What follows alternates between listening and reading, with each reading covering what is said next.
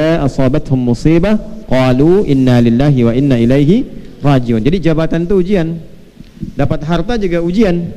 Ya, kalimatnya apa? Inna lillahi, ini kan milik Allah, satu saat akan dihisab, kan? Dapat ilmu juga musibah. Nah, ada yang kedua jenisnya, ujiannya berupa hal yang tidak biasa kita rasakan, melahirkan duka cita, misalnya meninggal, ya, kekurangan harta, walanabluwannakum bisyai'in minal khawf wal ju' wa naqsim minal amwal wal anfus wath thamarat, ya. Hanya kadang begini sifat manusia itu, menyadari ada masalah, ada musibah, diasosiasikan selalu pada yang kedua, sehingga pada yang pertama itu merasa seakan-akan bukan musibah. Nah, kenapa itu bisa muncul? Karena perspektifnya memahami musibah itu hanya dikondisikan pada bagian kedua ketika ia datang pada hal yang tidak disukai saja. Ya, padahal semua yang kita alami pada hakikatnya musibah, dua-duanya ujian untuk menguji kita, siapa di antara kita yang bisa memaksimalkan potensi kebaikannya di hadapan Allah. Jadi ketika ada kebaikan itu syukur, ketika ada duka ada sabar di dalamnya. Jadi dua-duanya netral, Pak. Makanya Nabi mengatakan ajaban li amril mu'min, orang beriman itu sungguh bahagia, sungguh hebat perkaranya, karena dia bisa memandang semua hal itu sama, netral. Ketika dia mendapatkan kebahagiaan dia bersyukur, dan ketika diuji dia bersabar. Jadi semuanya merasa ini ujian Allah saja, saya cuma jalani sampai saya meninggal. Jelas sampai di sini, ya. Nah, apa kaitan dengan surat Asy-Syura ayat ke-30 tadi? Pada hakikatnya nggak mungkin diuji kecuali karena perilaku kita juga. Bapak misalnya milih pekerjaannya apa sekarang? Saya dokter. Dokter. Maka ujiannya di bidang kedokteran, Pak. Nggak mungkin ujian di bidang kepolisian. Nggak mungkin ujian di bidang kemiliteran. Pasti ujiannya di bidang kedokteran. Itu yang dimaksud pilihan hidup kita itu, disitulah ada letak ujiannya. Demikian juga hal-hal yang terkait dengan hal negatif. Orang yang korupsi, pasti ketika dia korupsi tertangkap, di penjara, yaitu bagian dari musibah dia. Bima kasabat aydikum, ya, itu sebab dari perbuatan kalian sendiri. Jadi yang dimaksud ayat itu ada dua bagian. Satu, pilihan hidup kita akan mendatangkan ujian bagi kehidupan kita yang sesuai dengan pilihan hidup kita. La yukallifullahu nafsan illa wus'aha. Jadi kita pilih di kedokteran, Allah akan uji dengan sifat-sifat kedokteran.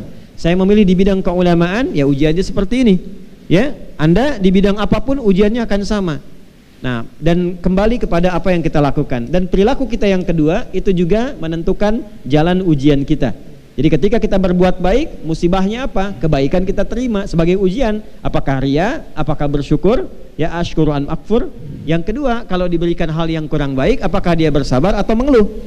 Ya, nanti kembali kepada sifat-sifat tanah pada diri manusia. Ya, kalau sering mengeluh, ya, sering bertikai dengan orang, nah itu mungkin lahirnya dari tanah sengketa, gitu ya.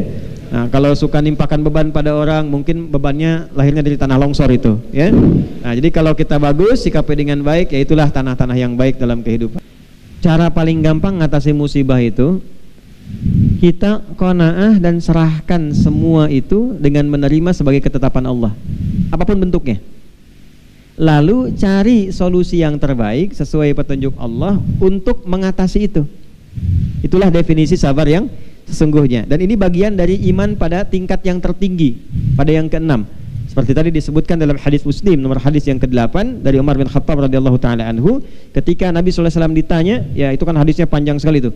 Ya, bainama nahnu julusun 'inda Rasulillah sallallahu alaihi wasallam, ittala 'alaina rajulun shadidu bayadut thiyabi shadidu sawadi sya'ri la yura 'alaihi atharu safari wa la ya'rifu minna ahadun fajalasa ila an-nabi sallallahu alaihi wasallam fa asnada rukbatayhi ila rukbatayhi wa wada'a kaffayhi ila fakhidhayhi fa qala ya Muhammadun akhbirni 'anil Islam. Fa qala Islam an tashhadu an la ilaha illallah wa anna Muhammadar Rasulullah wa tuqima as-salata wa tu'ti az-zakat wa tasuma ramadhana wa tahujja al-baita in istata'ta ilayhi sabila. Qala sadaqta. Fa'ajibna yas'aluhu fayusaddiquhu faqala akhbirna 'anil iman. Nah, ini poinnya.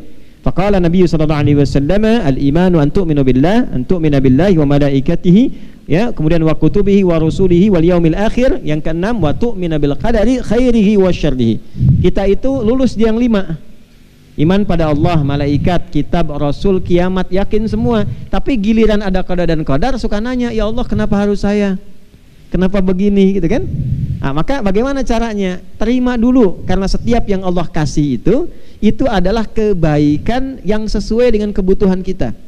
Terima dulu. Kalau sudah bisa menerima, hati kita cenderung lapang.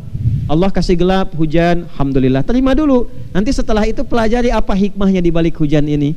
Manfaatkan waktunya. Jalan berangkat musibah macet betul. Terima dulu. Karena bikin status pun tidak menghentikan macet.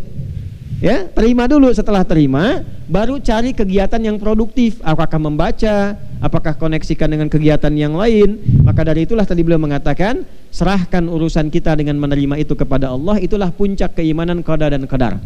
Jelas ya? Allahu ta'ala a'lam bis-shawab.